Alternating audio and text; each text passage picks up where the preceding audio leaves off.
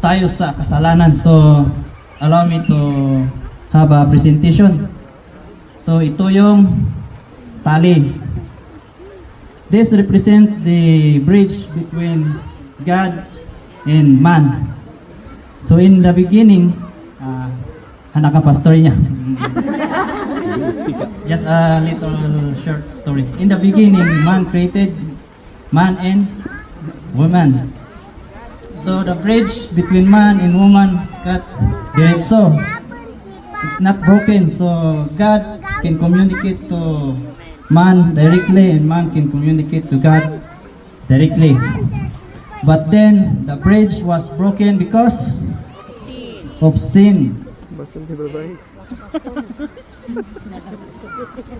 Ini volunteer to cut the rope. Volunteer.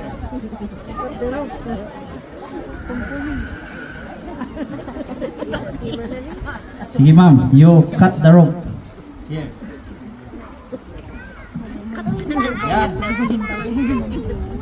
The rope was cut. So the bridge was broken. Kaya na wala na yung sin, di ba? Nahiwalay tayo kay God. But then, how will be the bridge be restored?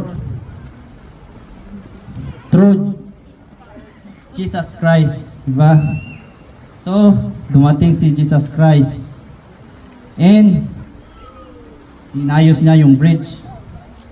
Paano niya naayos? Paano? He suffered and died and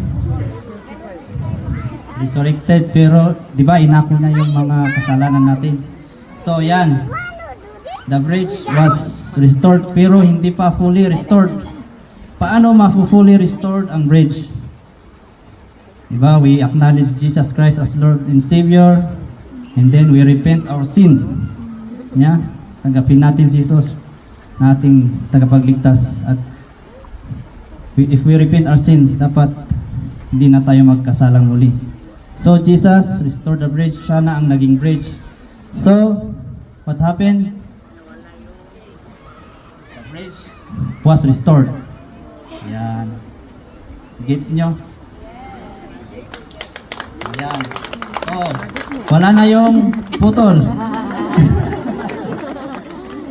It's not a magic, it's just a trick. So maraming salamat. So yan po ang essence ng Christmas. We celebrate because Jesus was born for us as our Lord and Savior. Thank you.